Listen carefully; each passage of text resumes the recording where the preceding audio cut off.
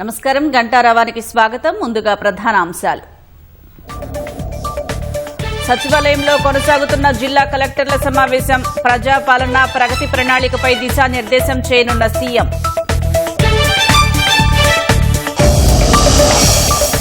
రాష్ట్ర ఆర్థిక పరిస్థితిపై శ్వేతపత్రం విడుదల చేయాలన్న కిషన్ రెడ్డి. వాస్తవాలను ప్రజల ముందు ఉంచాలని సీఎంకు విజ్ఞప్తి.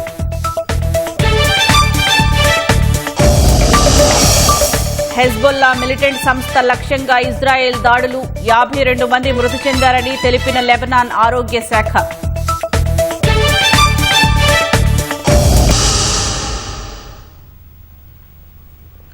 హైదరాబాద్ సచివాలయంలోని జిల్లా కలెక్టర్ల సమావేశం కొనసాగుతోంది. ప్రభుత్వ ప్రధాన కార్యదర్శి రామకృష్ణ జనగణనపై కలెక్టర్లకు ఉన్నతాధికారులు దిశానిర్దేశం చేస్తున్నారు. మధ్యాహ్నం భోజనం తర్వాత 99 రోజుల ప్రణాళికపై చర్చించనున్నారు. ముఖ్యమంత్రి రేవంత్ రెడ్డితో పాటు మంత్రులు సదస్సుకు హాజరై కలెక్టర్లతో చర్చించి దిశానిర్దేశం చేయనున్నారు. ఈ నెల 6 నుంచి జూన్ 12 వరకు ప్రజాపాలన ప్రగతి ప్రణాళిక పేరుతో 99 రోజుల కార్యాచరణ ప్రణాళికను ప్రభుత్వం సిద్దం చేస్తోంది. వివిధ శాఖలు ప్రణాళికలు సమర్పించగా డిప్యూటీ సీఎం భట్టి విక్రమార్క నేతృత్వంలోని కేబినెట్ సబ్ కమిటీ చర్చించింది. వివిధ శాఖల ముఖ్య కార్యదర్శులతో సీఎం రేవంత్ రెడ్డి సమావేశమై చర్చించారు.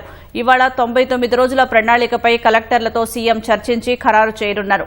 ఉన్నతాధికారులు శాఖల వారీగా ప్రజెంటేషన్లు ఇవ్వనున్నారు. గ్రామాలు, పట్టణాల్లో ఏ శాఖలు ఎలాంటి కార్యక్రమాలు చేపట్టాలని, విభాగాల మధ్య సమన్వయం ఎలా ఉండాలో ముఖ్యమంత్రి వివరించనున్నారు. రాష్ట్రంలో జనాభా లెక్కల సేకరణలో భాగంగా మొదటి విడతలో మే 11, జూన్ 9 వరకు ఇళ్ల గణన జరగనుంది. జనగణన కోసం 89,000 మంది సిబ్బందికి శిక్షణ ఇవ్వనున్నారు. జనగణనలో జిల్లా కలెక్టర్లు కీలక పాత్ర పోషించాలని సీఎస్ రామకృష్ణారావు చెప్పారు.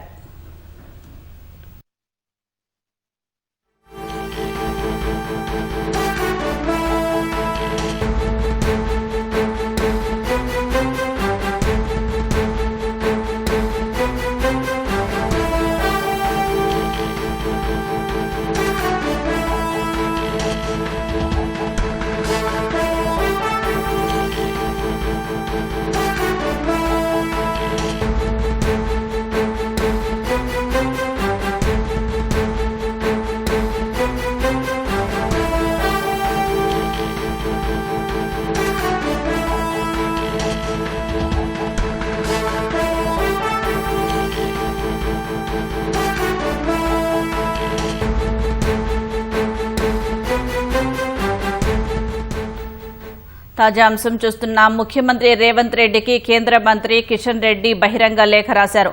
తెలంగాణ ఆర్థిక పరిస్థితికి సంబంధించి ఒక పూర్తిస్థాయి శ్వేతపత్రాన్ని విడుదల చేయాలని కోరారు.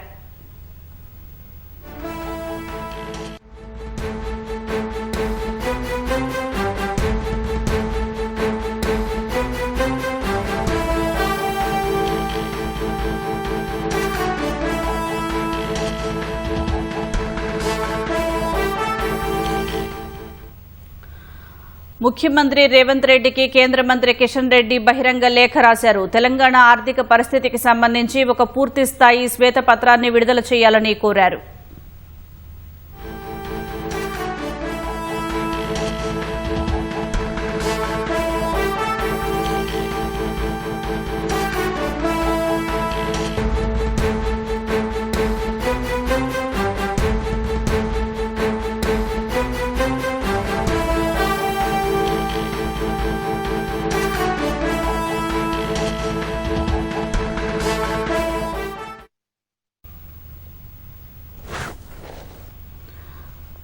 ముఖ్యమంత్రి రేవంత్ రెడ్డికి కేంద్ర మంత్రి కిషన్ రెడ్డి బహిరంగ లేఖ రాశారు. తెలంగాణ ఆర్థిక పరిస్థితికి సంబంధించి ఒక పూర్తిస్థాయి శ్వేతపత్రాన్ని విడుదల చేయాలని కోరారు. ప్రతి సంవత్సరం పెద్ద ఎత్తున పెరుగుతున్న రాష్ట్ర తలసరి అప్పు కూడా రాష్ట్ర ఆర్థిక దుస్థితిని తెలియజేస్తోందని, ఇలాంటి పరిస్థితులలో రాష్ట్ర ఆర్థిక పరిస్థితికి సంబంధించిన వాస్తవాలను ప్రజల ముందు ఉంచాల్సిన అవసరం ఉందని లేఖలో స్పష్టం చేశారు. హామీలను అమలు చేయమంటే రాష్ట్ర ఖజానాలో లంకెబిందెలకు బదులు ఖాళీ మట్టి కుండలు ఉన్నాయంటూ వ్యంగ్యంగా మాట్లాడుతూ ఇచ్చిన హామీలు అమలు నుంచి తప్పించుకునే ప్రయత్నం చేస్తున్నారన్నారు.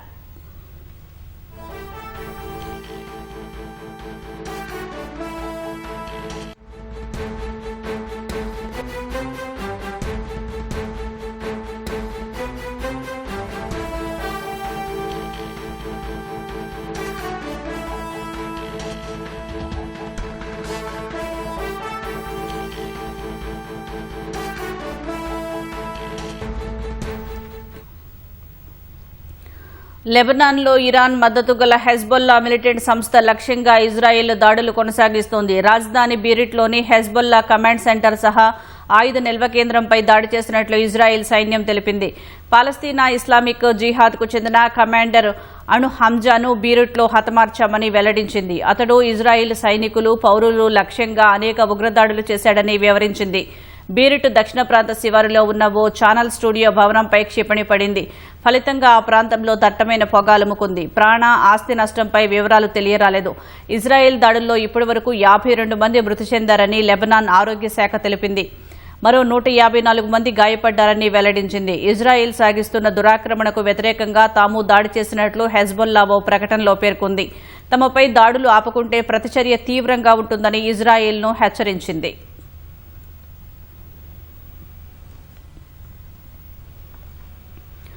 ఇరాన్ జరిపిన డ్రోన్ దాడిలో సౌదీ అరేబియాకు చెందిన రన్ తనూరా చమురు శుద్ధి కేంద్రం స్వల్పంగా దెబ్బతింది. అందుకు సంబంధించిన ఉపగ్రహ చిత్రాలు తాజాగా బయటకు వచ్చాయి. డ్రోన్ దాడి తర్వాత సౌదీ అరేబియా ప్రభుత్వం ఈ కేంద్రాన్ని తాత్కాలికంగా మూసివేసింది.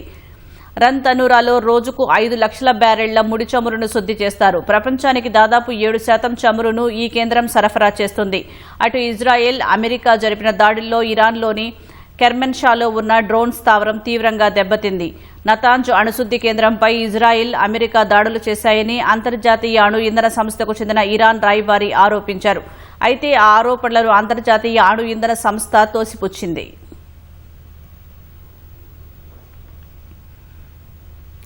గల్ఫ్ దేశాలపై ఇరాన్ దాడులు కొనసాగుతున్నాయి. తాజాగా సౌదీ అరేబియాలోని రియాద్లో ఉన్న అమెరికా ఎంబసీపై డ్రోన్ల దాడి జరిగింది.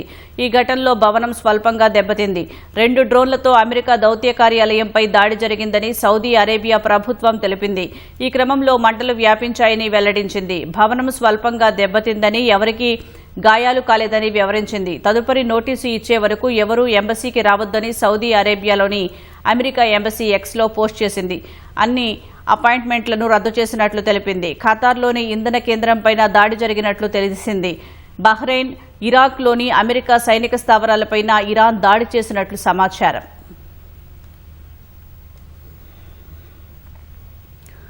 మిడిల్ ఈస్ట్లో యుద్ధం తీవ్ర రూపం దాల్చుతుండటంతో అమెరికా విదేశాంగ శాఖ కీలక అడ్వైజరీ జారీ చేసింది. ఖతార్, సౌదీ, యుఏఈ, ఇజ్రాయిల్ సహా 15 దేశాల్లో ఉంటున్న అమెరికన్లు వెంటనే ఆ దేశాలను వీడాలని సూచించింది. అందుబాటులో ఉన్న రవాణా సాధనాలను ఉపయోగించుకుని సురక్షిత ప్రాంతాలకు వెళ్లాలని పేర్కొంది. భద్రతా ప్రమాణాల దృష్ట్యా మిడిల్ ఈస్ట్ దేశాలను వెంటనే వీడాలని అమెరికా విదేశాంగ మంత్రి మార్కో రూబియో తెలిపారు. విమాన ప్రయాణాలకు సంబంధించి రాయబార కార్యాలయాలను లేదా ప్రభుత్వ వెబ్సైట్ను తనిఖీ చేయాలని సూచించారు. ఇరాన్పై త్వరలోనే భీకర దాడులు చేస్తామని ట్రంప్ పేర్కొనడంతో అమెరికా విదేశాంగ శాఖ అడ్వైజరీని జారీ చేసింది. దాడులు, ప్రతిదాడులతో మధ్యప్రాచ్యం దద్దరిల్లుతుండటం విమాన సర్వీసులపై తీవ్ర ప్రభావం చూపుతోంది. ఇవాళ ఢిల్లీ అంతర్జాతీయ విమానాశ్రయంలో దాదాపు 80 అంతర్జాతీయ విమానాలు రద్దయ్యాయి. వాటిలో 44 విమానాలు ఢిల్లీకి రావాల్సి ఉండగా 36 విమానాలు టేకాఫ్ కావాల్సి ఉందని ఓ అధికారి తెలిపారు. మిడిల్ ఈస్ట్లో ఉద్రిక్తత పరిస్థితుల కారణంగా అనేక అంతర్జాతీయ విమానాలు ఆలస్యంగా నడుస్తున్నాయని ఢిల్లీ అంతర్జాతీయ విమానాశ్రయం తెలిపింది. విమానయాన సంస్థలను సంప్రదించిన తర్వాతే ఎయిర్పోర్టుకు రావాలని ప్రయాణికులకు సూచించింది. ఢిల్లీ అంతర్జాతీయ విమానాశ్రయం రోజు దాదాపు 1300 విమానాల రాకపోకలను నిర్వహిస్తోంది. కోల్కతా అంతర్జాతీయ విమానాశ్రయంలో కూడా 10 అంతర్జాతీయ విమానాలు రద్దయ్యాయి. గత 3 రోజుల్లో వివిధ విమానయాన సంస్థలు 1117 అంతర్జాతీయ విమానాలను రద్దు చేశాయి. గల్ఫ్ దేశాల్లో చిక్కుకున్న వారిని భారత్కు తిరిగి తీసుకువచ్చేందుకు 4 ప్రత్యేక విమానాలు నడపనున్నట్లు దేశీయ విమానయాన సంస్థ స్పైస్ జెట్ వెల్లడించింది. యుఏఈలోని ఫుజైరా నుంచి ఢిల్లీ, ముంబై సహా కొచ్చికి ప్రత్యేక విమాన సర్వీసులు నడపనున్నట్లు తెలిపింది. రాబోయే కొన్ని రోజుల పాటు ఈ విమాన సర్వీసులు అందుబాటులో ఉంటాయని పేర్కొంది. రేపటి నుంచి ఫుజైరా ఢిల్లీ, ఫుజైరా ముంబై విమాన సర్వీసులు ప్రారంభమవుతాయని ఒక ప్రకటనలో తెలిపింది. నియంత్రణ సంస్థల నుంచి అనుమతులు, ప్రయాణికుల అవసరాలను బట్టి మరిన్ని విమాన సర్వీసులు నడిపేందుకు ప్రయత్నిస్తున్నామని స్పైస్ జెట్ పేర్కొంది. అటు దుబాయ్లో చిక్కుకున్న కొందరు భారతీయులు ఈ ఉదయం ప్రత్యేక విమానంలో బెంగళూరు విమానాశ్రయానికి చేరుకున్నారు. ఒమన్ నుంచి ప్రయాణికులతో మరో ప్రత్యేక విమానం ఢిల్లీకి చేరుకుంది. రాష్ట్రంలో ఖాళీగా ఉన్న 2 రాజ్యసభ సీట్ల భర్తీ కోసం కాంగ్రెస్ పార్టీ కసరత్తు వేగవంతం చేసింది. నామినేషన్ దాఖలు గడువు దగ్గర పడుతుండటంతో ఆశావాహులు తమ ప్రయత్నాలను ముమ్మరం చేశారు. లోక్సభ ప్రతిపక్ష నేత రాహుల్ గాంధీతో రాజ్యసభ సీట్ల భర్తీ అంశంపై దాదాపు 20 నిమిషాల పాటు ముఖ్యమంత్రి రేవంత్ రెడ్డి, పీసీసీ అధ్యక్షుడు మహేష్ కుమార్ గౌడ్ చర్చించినట్లు పార్టీ వర్గాలు తెలిపాయి. రాష్ట్రంలో ఖాళీ ఏర్పడిన 2 ఎమ్మెల్యేల కోటా రాజ్యసభ స్థానాల్ని భర్తీ చేసేందుకు ముఖ్యమంత్రి రేవంత్ రెడ్డి, పీసీసీ అధ్యక్షుడు మహేష్ కుమార్ గౌడ్ కసరత్తును ముమ్మరం చేశారు. ఈ నెల 5వ తేదీ సాయంత్రంలోపు నామినేషన్ దాఖలు చేయాల్సి ఉండడంతో వీలైనంత త్వరగా అభ్యర్థుల్ని ఖరారు చేయాలని కాంగ్రెస్ పార్టీ భావిస్తోంది. బీసీ, రెడ్డి, దళిత, ఆదివాసీ తదితర సామాజిక వర్గాలకు చెందిన డజనుకు పైగా నాయకులు రాజ్యసభ స్థానాల కోసం ప్రయత్నాలు చేస్తున్నారు. ఇప్పటికే ఏఐసీసీ కోటా కింద ఒక సీటును అభిషేక్ మను సింఘ్వీకి కేటాయించినట్లు సమాచారం. మరో సీటును రాష్ట్ర కోటా కింద రాష్ట్ర ప్రయోజనాల్ని దృష్టిలో ఉంచుకుని భర్తీ చేయాల్సి ఉంది. రాజ్యసభ సీటు ఆశిస్తున్న ఆశావాహుల్లో ముఖ్యమంత్రి రేవంత్ రెడ్డి సలహాదారు వేం నరేందర్ రెడ్డి, మాజీ మంత్రి చిన్నారెడ్డి, సిడబ్ల్యూసీ ప్రత్యేక ఆహ్వానితుడు వంశీచంద్ రెడ్డి, కాంగ్రెస్ పార్టీ సీనియర్ నాయకుడు వి హనుమంతరావు, రైతు సంక్షేమ కమిషన్ చైర్మన్ కోదండరెడ్డి, మాజీ ఎంపీ మధుయాష్కి గౌడ్, మాజీ ఎమ్మెల్యే ఇరావత్రి అనిల్ కుమార్, పీసీసీ క్రమశిక్షణా కమిటీ కన్వీనర్ శ్యామ్ మోహన్, మహిళా కాంగ్రెస్ అధ్యక్షురాలు సునీతారావు, దొమ్మటి సాంబయ్య, వెల్లయ్య నాయక్ తదితరులు రాష్ట్ర కోటా కింద భర్తీ చేయనున్న సీటు కోసం ప్రయత్నిస్తున్నారు.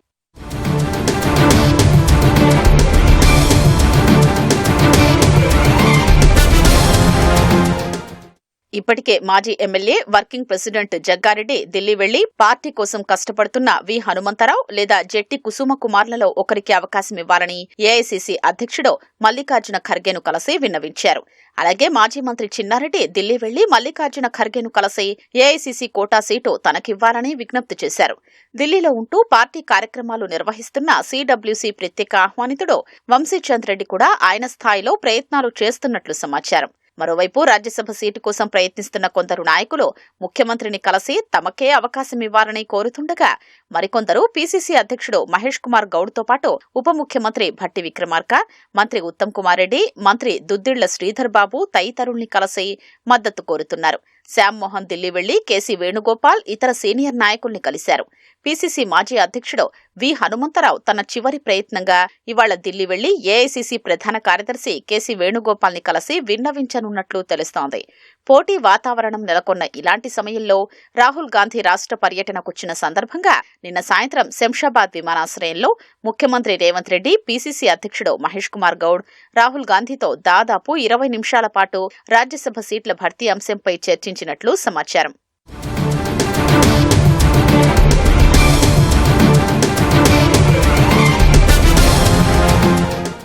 ఈ రోజు సాయంత్రం గానీ, రేపు ఉదయం గానీ ముఖ్యమంత్రితో పాటు పీసీసీ అధ్యక్షుడు, ఇతర ముఖ్య నాయకుల్ని ఢిల్లీకి పిలిపించి తుది నిర్ణయం తీసుకునే అవకాశం ఉందని పార్టీ వర్గాలు చెప్తున్నాయి. పార్టీతో పాటు ప్రభుత్వపరమైన ప్రయోజనాల్ని సమన్వయం చేస్తూ నిర్ణయం తీసుకునే సూచనలు కనిపిస్తున్నాయి.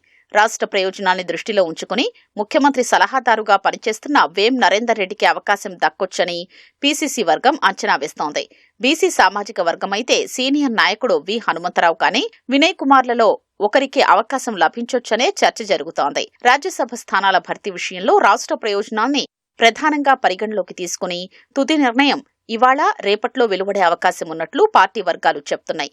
రాజ్యసభ రాజకీయాలు ఇవాళ రేపట్లో మరింత వేడెక్కే అవకాశాలు స్పష్టంగా కనిపిస్తున్నాయి. రాజ్యసభ ఎన్నికల్లో పోటీ విషయంలో బీఆర్ఎస్ ఇంకా ఓ నిర్ణయానికి రాలేదు. ఎటువంటి వ్యూహాన్ని అనుసరిస్తే బాగుంటుందన్న విషయంపై పార్టీ నాయకత్వం ఆలోచిస్తోంది. పార్టీ అభ్యర్థిని బరిలో దింపడం ద్వారా ఫిరాయింపు ఎమ్మెల్యేలు ఎండగట్టవచ్చన్న అభిప్రాయం ఓవైపు ఉంటే, పెద్దగా ఫలితం ఉండబోతున్న వాదన కూడా పార్టీలో లేకపోలేదు.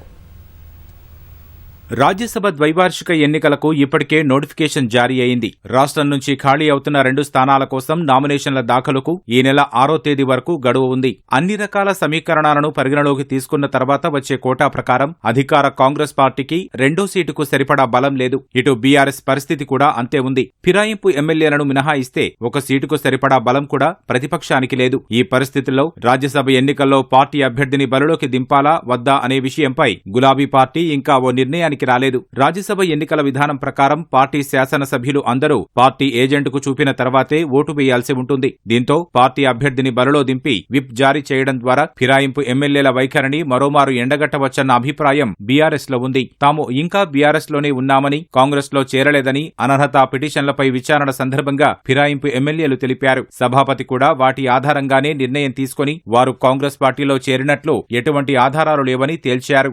ఇలాంటి పరిస్థితుల్లో రాజ్యసభ ఎన్నికల్లో ఓటింగ్ సందర్భంగా ఫిరాయింపు ఎమ్మెల్యేల వైఖరిని మరొకమారు ఎత్తిచూపవచ్చని బీఆర్ఎస్ పార్టీలో ఒక వాదన ఉంది. అయితే అలా చేసినప్పటికీ పెద్దగా ఫలితం ఉండబోదన్న అభిప్రాయం కూడా లేకపోలేదు. రాజకీయంగా ఫిరాయింపు ఎమ్మెల్యేలు ఏ పార్టీలో ఉన్నారు, ఏం చేస్తున్నారన్న విషయంలో అందరికీ స్పష్టత ఉందని, కొత్తగా తేల్చాల్సింది ఏమీ లేదని అంటున్నారు. ఓటింగ్ ను ఆధారంగా తీసుకుని అనర్హత వేటు వేసే అవకాశం లేదని, అలాంటప్పుడు పార్టీ అభ్యర్థిని బరిలో దించడం ద్వారా పెద్దగా ప్రయోజనం ఉండబోదని కూడా మరొక వాదన ఉంది. అయితే రాజ్యసభ ఎన్నికల్లో పార్టీ అభ్యర్థి పోటీ చేసే విషయంపై బీఆర్ఎస్ నాయకత్వం ఇంకా ఓ నిర్ణయానికి రాలేదని అంటున్నారు. ఇందుకు సంబంధించి అన్ని అంశాలను పరిశీలిస్తున్నట్లు చెబుతున్నారు. ఒకవేళ పార్టీ అభ్యర్థిని బరిలో దింపితే మైనార్టీ నేతకు అవకాశం ఇవ్వవచ్చన్న చర్చ బీఆర్ఎస్ లో ఉంది. నేడో రేపో ఇందుకు సంబంధించి నిర్ణయం తీసుకుంటారని చెబుతున్నారు. రాష్ట్ర వ్యాప్తంగా సంచలనం సృష్టించిన మంచిర్యాల జిల్లా కేతన్పల్లి మున్సిపల్ పాలకవర్గం ఎన్నిక సందర్భంగా జరిగిన ఘర్షణ మరో మలుపు తిరుగుతోంది.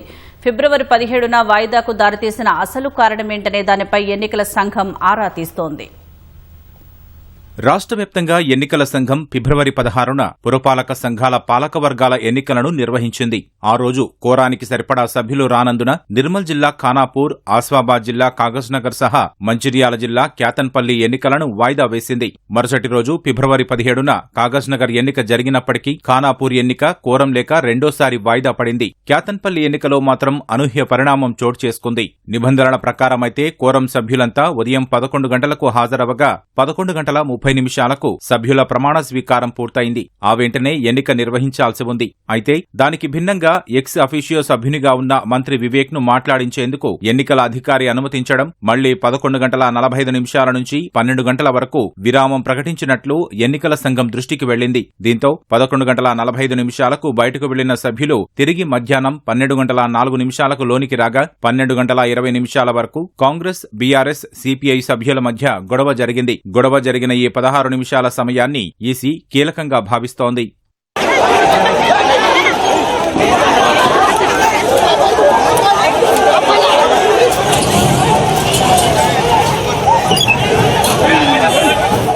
కేతన్పల్లి పురపాలక ఎన్నిక సందర్భంగా పలు నిబంధనల ఉల్లంఘనలు జరిగినట్లు ఈసీ భావిస్తోంది. పార్టీల వారీగా కాంగ్రెస్, బీఆర్ఎస్, సిపిఐ స్వతంత్ర సభ్యులకు విడివిడిగా వేసిన సీట్లకు మధ్యలో బారికేడ్లు ఏర్పాటు చేయకపోవడం, మీడియాను అనుమతించకపోవడానికి ప్రధాన కారణాలు ఏమిటనే కోణంలో ఆరా తీస్తోంది. ఎన్నికల అధికారి నిబంధనలకు విరుద్ధంగా రాష్ట్ర మంత్రికి మాట్లాడేందుకు అవకాశం ఇవ్వటం, సభ్యులకు విరామం ప్రకటించినందువల్లే కాంగ్రెస్ సభ్యులు గొడవకు దిగినట్లు ఇప్పటికే బీఆర్ఎస్ రాష్ట్ర ఎన్నికల సంఘం దృష్టికి తీసుకెళ్లింది. కోర్టును సైతం ఆశ్రయించింది. ఎన్నికల అధికారి ఉద్దేశపూర్వకంగా తప్పు చేశారా లేక అవగాహన లోపంతో చేశారా అనే దానిపై ఈసీ జిల్లా కలెక్టర్ నుంచి నివేదిక కోరినట్లు తెలుస్తోంది.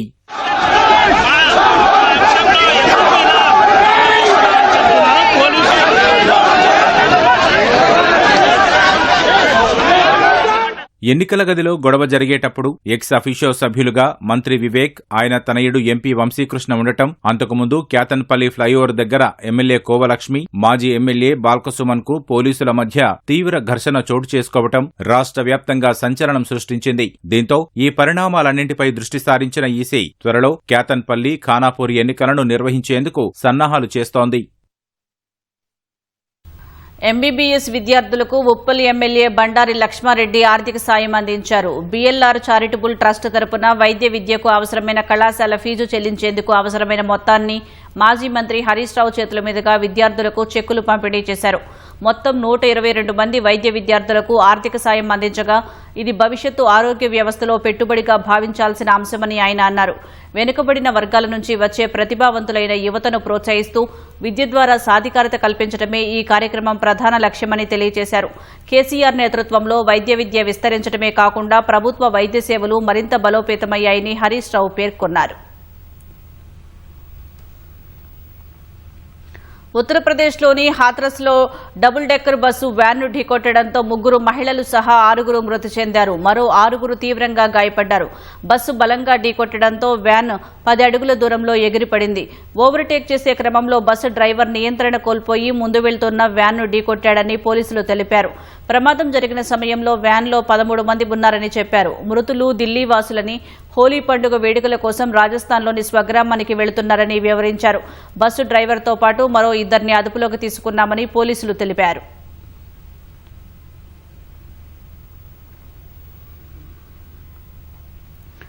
మహబూబ్ నగర్ జిల్లా జడ్చర్ల ప్రభుత్వ ఆసుపత్రిలో అమానుష ఘటన చోటు చేసుకుంది. మార్చురీలోకి చొరబడిన వీధి శునకాలు ఓ శవాన్ని పీకు తిన్నాయి.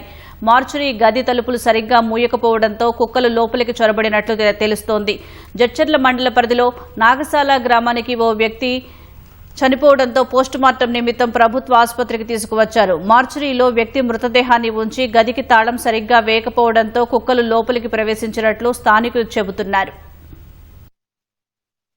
నాగసాల ఊర చెరువులో కుంటలో పడి ప్రమాదవశాత్తు మరణించడం జరిగింది. అక్కడి నుంచి ఇక్కడ జడ్చర్ల ప్రభుత్వ ఆసుపత్రికి తరలించడం జరిగింది.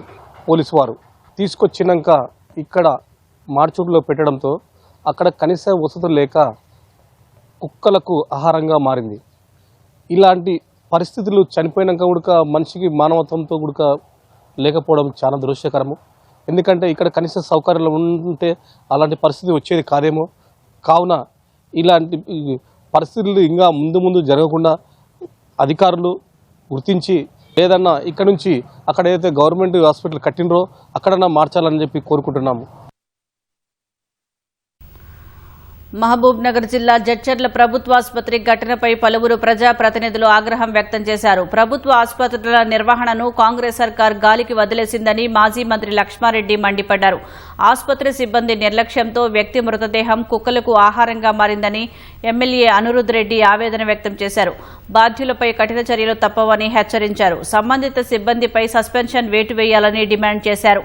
జడ్చర్ల ప్రభుత్వ ఆసుపత్రి ఘటనతో వైద్య ఆరోగ్య శాఖపై ప్రభుత్వానికి ఉన్న చిత్తశుద్ది స్పష్టమవుతోందని ఎంపీ డీకే అరుణ ఎద్దేవా చేశారు. పేదల ఇళ్లను కూల్చడంపై ప్రభుత్వానికి ఉన్న శ్రద్ధ పేద ప్రజలకు వైద్యం అందించడంలో లేదని విమర్శించారు.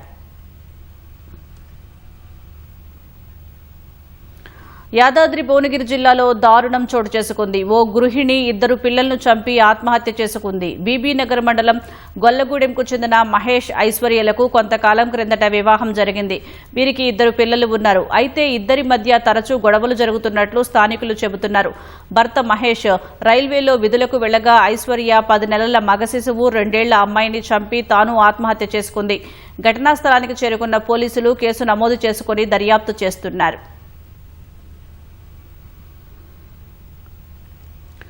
బతికి ఉన్న వారిపై మరణ ధృవీకరణ పత్రాలు సృష్టించి 1,52,00,000 బీమా నగదు కాజేసిన 2 ఎల్ఐసి ఏజెంట్లపై పోలీసులు కేసు నమోదు చేశారు. భద్రాద్రి కొత్తగూడెం జిల్లాలో ఈ భారీ బీమా స్వాహా వ్యవహారం బయటపడింది. భద్రాచలం ఎల్ఐసి శాఖ పరిధిలోని 2 ఏజెంట్లు ఫోర్జరీ మరణ ధృవీకరణ పత్రాలతో 39 మంది ఖాతాదారుల పాలసీలకు చెందిన 1,52,00,000 నగదును కాజేశారు. అశ్వాపురం మండలం సీతారామపురానికి చెందిన ఏజెంట్లు వెంకటేశ్వర్లు, సరస్వతి కలిసి ఈ దందా సాగించినట్లు గుర్తించి శాఖ మేనేజర్ చక్రవర్తి పోలీసులకు ఫిర్యాదు చేశారు.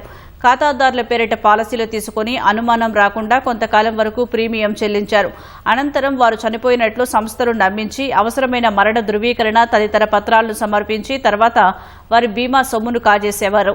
ఖాతాదారుల్లో ఎక్కువ మంది అశ్వాపురం మండల వాసులే ఉండటంతో అధికారులకు అనుమానం వచ్చి విచారణ చేపట్టారు. ఈ మేరకు నిందితులిద్దరిపై కేసు నమోదు చేసినట్లు సీఐ నాగరాజు తెలిపారు. ఖమ్మం ఆర్డీఓ కార్యాలయంతో పాటు దాని పక్కన ఉన్న ఖాళీ స్థలాన్ని జిల్లా కోర్టు ఆదేశాల మేరకు అధికారులు జప్తు చేశారు. కార్యాలయం జప్తు చేసినట్లు నోటీసులు అంటించి స్థానికంగా డప్పు చాటింపు వేశారు. గతంలో నగరంలోని బైపాస్ రోడ్డు నిర్మాణానికి నూరుపునేని స్వర్ణకు చెందిన భూమిని సేకరించారు. పరిహారం తక్కువగా ఇవ్వడంతో ఆమె కోర్టును ఆశ్రయించారు. ప్రభుత్వం 8,70,32,000 రూపాయలు పరిహారం చెల్లించనందున సదరు తీర్పును అమలు చేయాలని కోరుతూ ఈపీ దాఖలు చేశారు. రెవెన్యూ డివిజనల్ ఆఫీస్, దానికి సంబంధించిన ఖాళీ స్థలాన్ని కోర్టు అధికారి జప్తు చేశారు. ఆస్తుల విలువ 26 కోట్ల రూపాయలు ఉంటుందని అంచనా.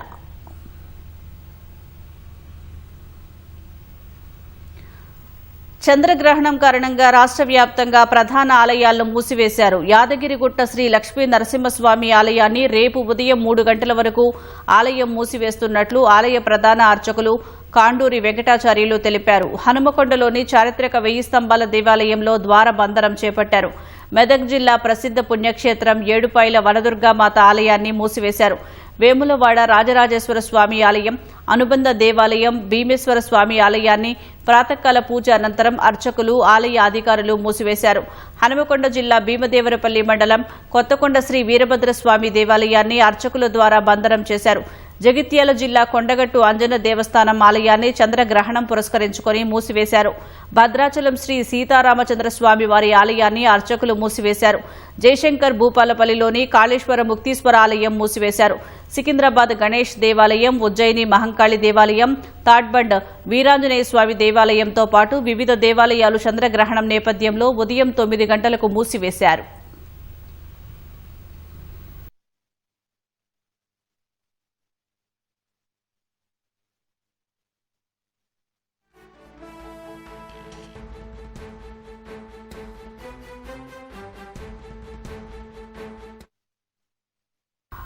నాగార్జున సాగర్లోని బుద్ధవనాన్ని అంతర్జాతీయ విశ్వశాంతి కేంద్రంగా తీర్చిదిద్దుతామని పర్యాటక శాఖ మంత్రి జూపల్లి కృష్ణారావు అన్నారు. ప్రపంచవ్యాప్త ఆధ్యాత్మిక అన్వేషకులకు తెలంగాణను ప్రధాన గమ్యస్థానంగా తీర్చిదిద్దటమే ప్రభుత్వ లక్ష్యమన్నారు. స్వేచ్ఛ, సమానత్వం, సౌభ్రాతృత్వంతో కూడిన సమాజ నిర్మాణానికి బుద్ధుని బోధనలే పునాది అని అన్నారు. ప్రపంచ శాంతిని కాంక్షిస్తూ ఫిబ్రవరి 3న కర్ణాటక గుల్బర్గా సిద్ధార్థ బుద్ధ విహార్ నుంచి చేపట్టిన బుద్ధధమ్మ పాదయాత్ర ఆదివారం నాగార్జున సాగర్ బుద్ధవనం వరకు చేరుకుంది. బుద్ధధమ్మ పాదయాత్ర ముగింపు కార్యక్రమానికి మంత్రులు జూపల్లి కృష్ణారావు, వివేక్ వెంకటస్వామి ముఖ్య అతిథులుగా హాజరయ్యారు. కార్యక్రమంలో ఎమ్మెల్సీ శంకర్ నాయక్, ఎమ్మెల్యే జైవీర్, సాంస్కృతిక రాయబారి గగన్ మాలిక్, థాయిలాండ్, భారత్ నుంచి వచ్చిన బౌద్ధ భిక్షువులు, బౌద్ధ ఉపాసకులు పాల్గొన్నారు. బుద్ధుని బోధనల్ని అందరూ అనుసరించాలని బౌద్ధ భిక్షువులు తెలిపారు.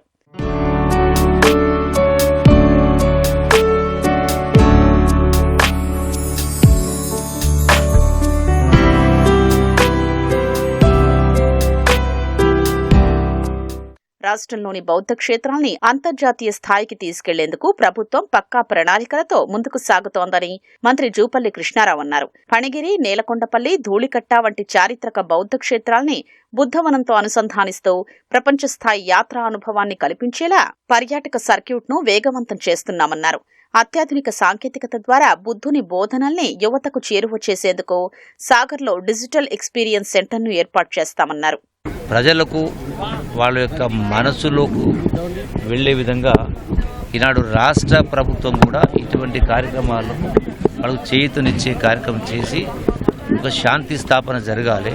నేను నాది అని కాకుండా మనది మనం అనేటువంటి పోతే ఇవన్నీ రుగ్మతలకు పరిష్కారం దొరుకుతుంది. కాబట్టి ఒక మంచి కార్యక్రమం జరిగింది. ఇంకా ముందుకు తీసుకెళ్లి ఇలా కల్చరల్ ద్వారా అట్లాగే ఇతర అన్ని మార్గాల ద్వారా ప్రభుత్వం సపోర్ట్ ఇచ్చే కార్యక్రమం చేసి ముందుకు తీసుకెళ్లే ఒక మంచి కార్యక్రమం జరిగింది. శాంతియుతంగా ఆశావాద దృక్పథంతో జీవితాన్ని కొనసాగించేందుకు బుద్ధుని బోధనలు ఉపకరిస్తాయని కార్మిక శాఖ మంత్రి వివేక్ వెంకటస్వామి అన్నారు. బుద్ధవనం రాష్ట్రంలోనే కాక జాతీయ, అంతర్జాతీయ స్థాయిలో గొప్ప సాంస్కృతిక వారసత్వ కేంద్రంగా తీర్చిదిద్దేందుకు అవకాశముందన్నారు. బుద్ధవనాన్ని టూరిజం మాన్యుమెంట్ గా విస్తరించాల్సిన అవసరముందన్నారు. ఏదైతే బుద్ధిజం గురించి అంబేద్కర్ గారు మాట్లాడారో ఆ బుద్ధిజం సింపుల్ లివింగ్, శాంతియుతంగా ఉండాలి, ఈర్ష్య ఉండొద్దు, ఇవన్నీ కూడా నేర్చుకునే అవసరం ఉంది. ప్రస్తుతం ఏదైతే వార్స్ నడుస్తున్నాయో, యుద్ధాలు నడుస్తున్నాయో, ఇలాంటి సమయంలో శాంతియుతమే ఒక మార్గం అని చెప్పి బుద్ధిజం మనకు నేర్పిస్తుంది. అందరూ కూడా దీన్ని పాటించాలని చెప్పి కోరుతున్నారు. బుద్ధధమ్మ పాదయాత్రకు అపూర్వ స్పందన వచ్చిందని, బుద్ధుని బోధనల్ని ప్రతి ఒక్కరికి చెప్పడమే తమ లక్ష్యమని నిర్వాహకులు, బౌద్ధ భిక్షువులు తెలిపారు.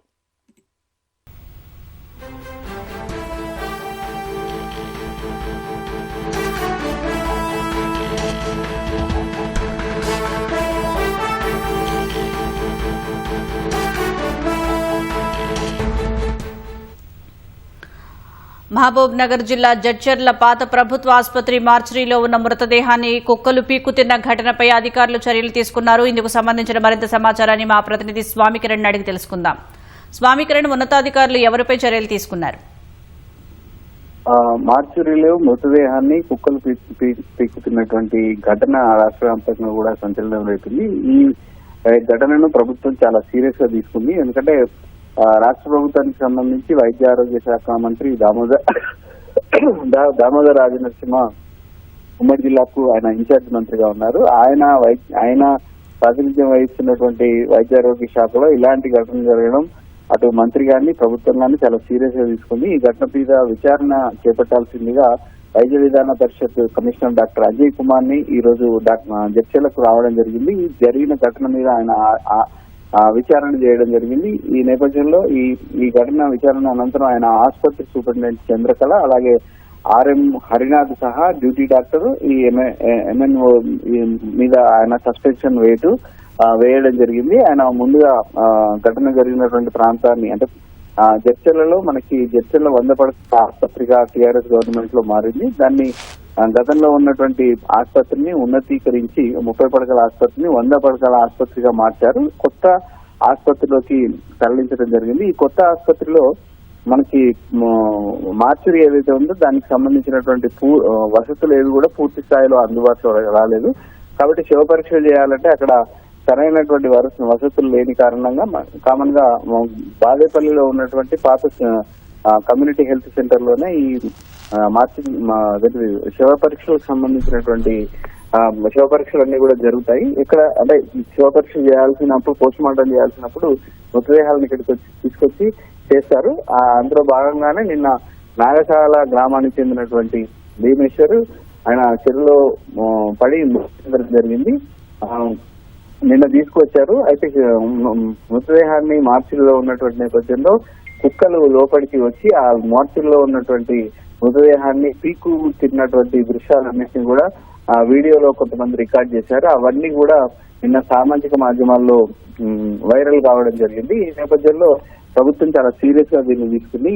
ఇలాంటి ఘటన అంటే మార్చురీలో సరైన సదుపాయాలు అధికారుల సరైన పర్యవేక్షణ లేని కారణంగా కుక్కలు పీక్కు తిన్నటువంటి ఆ దృశ్యాలు కానీ ఇవన్నీ కూడా చాలా సీరియస్ గా తీసుకొని నిన్న డ్యూటీలో ఎవరెవరైతే ఉన్నారో అంటే సూపరింటెండెంట్ దగ్గర నుంచి పోస్ట్ మార్టం చేసేటువంటి డ్యూటీ డాక్టర్ పోస్ట్ మార్టం చేసే డాక్టర్ వరకు నలుగురిని కూడా పూర్తి స్థాయిలో సస్పెండ్ చేస్తున్నట్టుగా అజయ్ కుమార్ ప్రకటించడం జరిగింది. అయితే వసతుల విషయానికి వస్తే కొత్త ఆసుపత్రిలో పూర్తి స్థాయిలో వసతులు అందుబాటులో లేవు కాబట్టి మేము త్వరలోనే అంటే ఈ పరిస్థితిని చక్కదిద్దడానికి ప్రయత్నం చేస్తామని చెప్పేసి డాక్టర్ అజయ్ కుమార్ మీడియా ద్వారా వెల్లడించడం జరిగింది. ఇది మార్చిలో మృతదేహాన్ని కుక్కలు తీసుకున్న ఘటన మీద తాజా పరిస్థితి. ధన్యవాదాలు స్వామి కిరణ్.